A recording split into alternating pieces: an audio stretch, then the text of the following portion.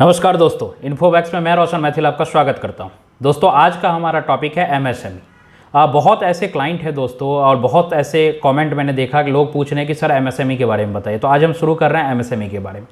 दोस्तों शुरू करने से पहले बहुत ही इंपॉर्टेंट टॉपिक होने वाला है, तो मैं आपसे आशा करता हूं कि आप पूरे वीडियो को देखेंगे और जो भी व्यक्ति इस चैनल पर नया है मैं उनसे रिक्वेस्ट करता हूं कि आप चैनल को सब्सक्राइब कर लीजिए। ऐसे कई सारे इन्फॉर्मेटिव वीडियो आपको प्राप्त होता रहेगा जो आपके बिजनेस में आपको बहुत ही आगे बढ़ाएगा।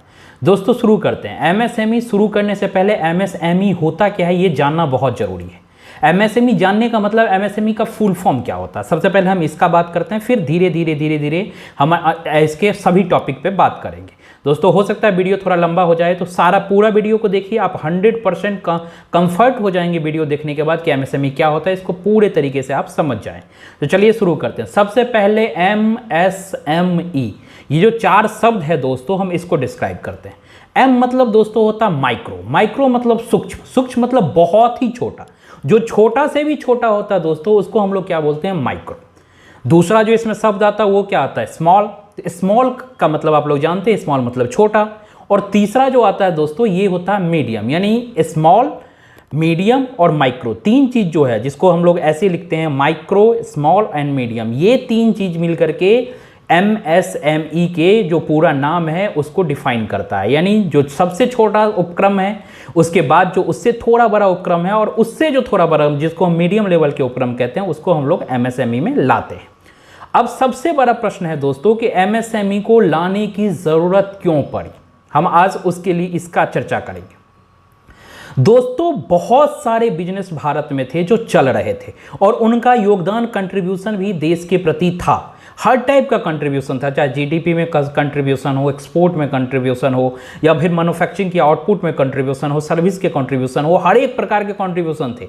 लेकिन कंट्रीब्यूशन होने के बाद भी उसको कहीं ना कहीं ऑर्गेनाइज नहीं किया जा रहा था। तो एक ऑर्गेनाइज करने, क्योंकि उनको अगर गवर्नमेंट चाह रहे थे कि कुछ बेनिफिट दिया जाए तो उन्हें पता ही नहीं था कि बेनिफिट दें किसको।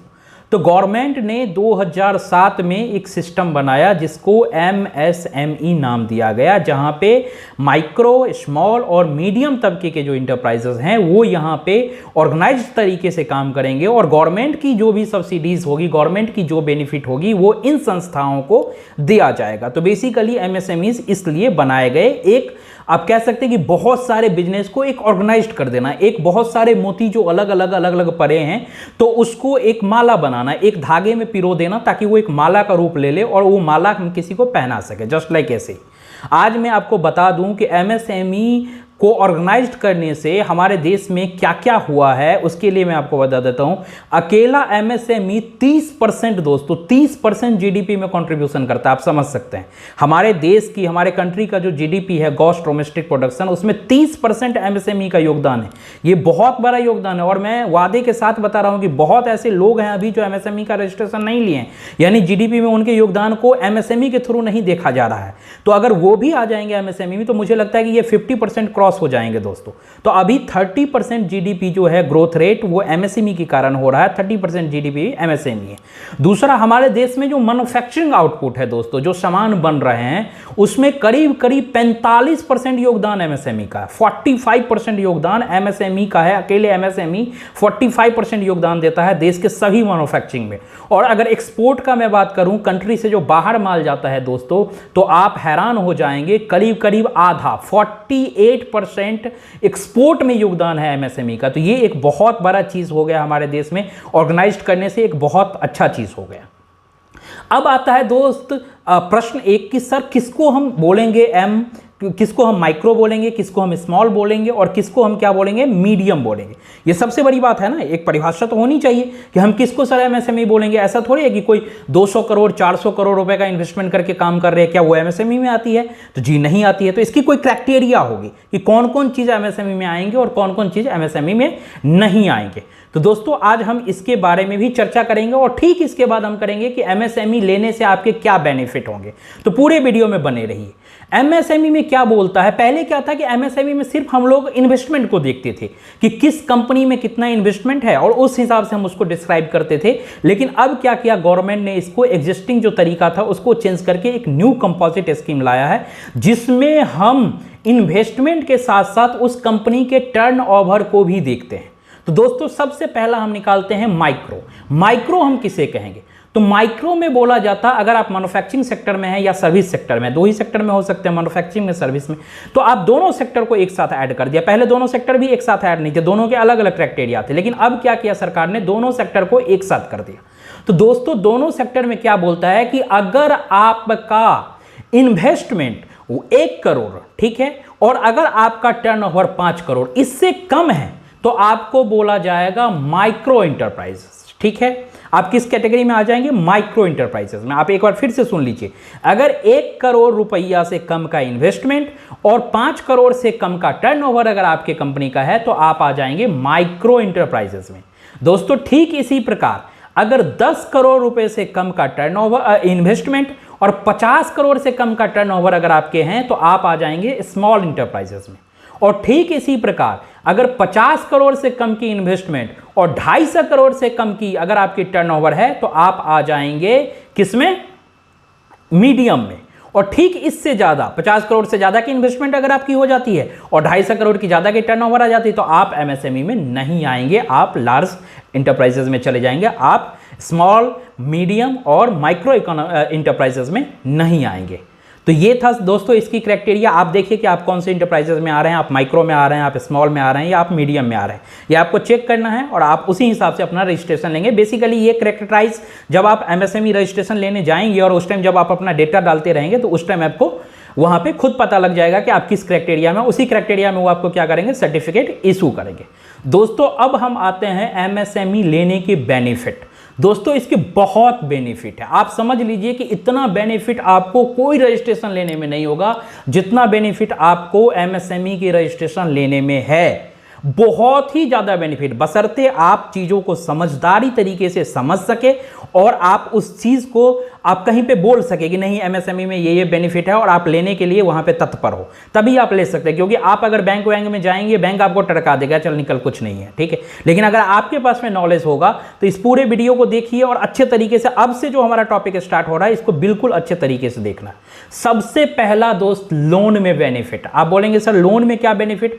दोस्त आपको कोलेट्रल फ्री लोन मिलेगा। गवर्नमेंट के कई ऐसे स्कीम हैं, हम क्या क्या स्कीम है गवर्नमेंट के लोन में एमएसएमई के अंदर, उसका मैं एक अलग से वीडियो बनाऊंगा, तो आप चैनल को जरूर सब्सक्राइब कर लीजिएगा ताकि आप उस वीडियो को भी देख पाएंगे कि गवर्नमेंट एमएसएमई के थ्रू अगर आप हैं और कौन कौन से लोन आप ले सकते हैं।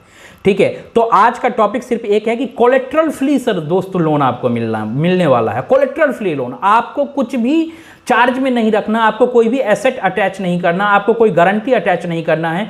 आप अगर एक बिजनेसमैन बनने वाले हैं या बिजनेसमैन हैं, तो आप जाइए बैंक के पास में, बैंक को बोलिए, अपना प्रोजेक्ट दिखाइए कि हमारा ये काम है, और आपका जो लोन डिमांड होगा बैंक से आप सैंक्शन ले सकते हैं। तो ये एक बहुत बड़ा बेनिफिट है। दूसरा बेनिफिट दोस्त क्या है? अगर आप ओवरड्राफ्ट लेते हैं बैंक से, कई बार क्या होता है कि लोग सीसी लिमिट वगैरह करवा लेते हैं, ठीक है, क्योंकि वर्किंग कैपिटल का कमी रहता है, तो सोचते हैं कि चलो सीसी लिमिट करवा लेते हैं और अपना आराम से पैसा जितना निकालेंगे उस पर उतना इंटरेस्ट देंगे बैंक को। तो नॉर्मल बिजनेसमैन को दोस्त जितना परसेंटेज बैंक चार्ज करता है इस ओवरड्राफ्ट में, उससे 1% आपको कम चार्ज किया जाएगा ड्यू टू एमएसएमई। तो देखिए इंटरेस्ट रेट में भी आपका कितना बेनिफिट होने वाला है। तीसरा दोस्त, अगर आप अपने बिजनेस को प्रमोट करना चाह रहे हैं इंटरनेशनली, तो दोस्त आपको गवर्नमेंट सब्सिडी देने वाली है। सब्सिडी ही नहीं, इवन सारा खर्चा आपका उठाने वाली है। अगर आप चाहते हैं कि किसी दूसरे कंट्री में जाकर के आप अपने व्यापार आप जो प्रोडक्ट बना रहे हो उस प्रोडक्ट का मार्केटिंग करें, तो गवर्नमेंट आपको बेनिफिट देगी। गवर्नमेंट आपको जाने का, रहने का, वहां पे प्रोडक्ट ले जाने का, वहां पे आपका जो सेशन बुक होगा उसका, आप कहाँ प्रोडक्ट रखेंगे, कोई जो मेला वगैरह लगता रहता है, आप जानते हैं इंटरनेशनली कई बार फेयर वगैरह लगते रहते हैं, तो उसमें आप अपने प्रोडक्ट को कैसे बेचेंगे वो सब गवर्नमेंट मुहैया करवाएगी दोस्तों। तो ये बेनिफिट तीसरा बेनिफिट में था। चौथे बेनिफिट में दोस्त, अगर आप मान लो कोई ऐसा काम कर रहे हो जिसका पेटेंट आपको रजिस्ट्रेशन लेना है, पेटेंट रजिस्ट्रेशन में दोस्तों बहुत खर्चा आता है, तो गवर्नमेंट आपको सब्सिडी देगी पेटेंट रजिस्ट्रेशन में। पेटेंट रजिस्ट्रेशन के लिए सारे खर्चे आपको नहीं करने पड़ेंगे दोस्तों। ठीक उसी प्रकार दोस्त, ट्रेडमार्क का अगर आपको रजिस्ट्रेशन लेना है दोस्त, कई बार क्या होता है कि हम कोई बिजनेस स्टार्ट करते हैं तो हम चाहते हैं कि मेरा नाम कोई दूसरा कॉपी ना करे, मेरा जो नाम है वो मेरा ही नाम रहे। तो दोस्त 50% का सब्सिडी गवर्नमेंट आपको इसमें देता है कि भाई साहब ये 50% अमाउंट मैं आपके बदले में देता हूं अगर आप एमएसएमई में हैं, और पूरे जो ट्रेडमार्क की चार्जेस है वो आपको देने की जरूरत नहीं, आप सिर्फ 50% पे कर दीजिए, 50% गवर्नमेंट सब्सिडीज दे देते हैं। तो ये बेनिफिट है दोस्तों एमएसएमई में। इसके अगले बेनिफिट पे अगर आते हैं दोस्त, तो ठीक इसी प्रकार अगर आप अपने व्यापार का आईएसओ रजिस्ट्रेशन वगैरह लेना चाहते हैं, आईएसओ सर्टिफिकेट वगैरह लेना चाहते हैं इंटरनेशनली, तो गवर्नमेंट आपके सारे पैसे रिम्बर्स कर देते हैं दोस्त। रिम्बर्स का मतलब होता है कि अभी तो खर्चा आप कीजिए, लेकिन जब आपको मिल जाएगा वो सर्टिफिकेशन, तो उसमें जो भी खर्चा आपने किया है, जो गवर्नमेंट का खास करके जो लीगल चार्जेस है, वो सारे लीगल चार्जेस आपको रिम्बर्स कर दिए जाएंगे। तो ये एक और बड़ा बेनिफिट है।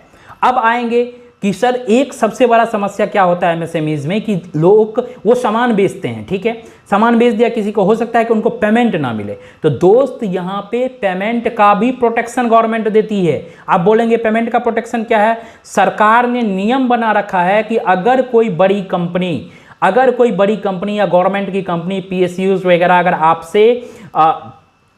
आपसे सामान परचेज करता है, ठीक है, और सामान परचेज करने के अगेंस्ट में वो क्या करते हैं, 45 डेज के अंदर तक अगर आपको पेमेंट नहीं करते हैं, तो गवर्नमेंट ने नियम बनाया है कि उस पीएसयूज को, उस कंपनी को जो आपसे परचेज किया है, उसको बैंक का जो इंटरेस्ट रेट है दोस्तों, उसके 3 गुना ज्यादा इंटरेस्ट लगा करके आपको पैसा देना पड़ेगा। तो ये एक बहुत बड़ी पेमेंट रिसीव्ड करने की प्रोटेक्शन है दोस्त, सरकार के द्वारा बनाया गया है। तो ये सब बेनिफिट है। तीसरा, एक और गवर्नमेंट ने अभी एक नया लॉन्च किया है, जिसमें क्या है कि आप अपने बिल को डिस्काउंट करवा सकते हो। दोस्तों अगर आपने गवर्नमेंट के किसी ब्रांच को, गवर्नमेंट के किसी डिपार्टमेंट को या पीएसयूज वगैरह को अगर आप सामान बेचा है, और वहां पे आपको लग रहा है कि नहीं 45 दिन के बाद पैसे आएंगे या 40 दिन के बाद पैसे आएंगे, और आपको लगता है कि नहीं आपको पैसे की जरूरत है, तो दोस्त आप क्या करेंगे, उस बिल को ले जाकर के आप डिस्काउंट करा सकते हो, बैंक के अंदर जाकर के आप पैसे पहले ले सकते हो, और 3 दिन के अंदर में दोस्तों वो पैसे आपके अकाउंट्स में आ जाएंगे। तो ये सारे बेनिफिट है एमएसएमई का। मैं आशा करता हूं कि ये वीडियो आपको काफी इंफॉर्मेटिव लगा होगा। और दोस्त अगर आप एमएसएमई रजिस्ट्रेशन लेना चाहते हैं या किसी भी प्रकार को आपको गाइड लेना है, तो आप डायरेक्टली हमें कमेंट कर सकते हैं। हमारे इंस्टाग्राम पे जाकर के आप डायरेक्टली मुझे डायरेक्ट मैसेज कर सकते हैं, वहां पे मैं एक्टिव रहता हूं, तो वहां पे मैं आपको बताऊंगा। ये वीडियो दोस्त अगर इंफॉर्मेटिव लगा तो वीडियो को लाइक कर दीजिए, शेयर कर लीजिए और सब्सक्राइब जरूर कीजिए दोस्त। अगर आप सब्सक्राइब नहीं करेंगे तो हमारा वीडियो आप तक पहुंचेगा कैसे? सब्सक्राइब कर लीजिए, बेल आइकन को दबा लीजिए। मिलते हैं अगले वीडियो में। जय हिंद, जय भारत।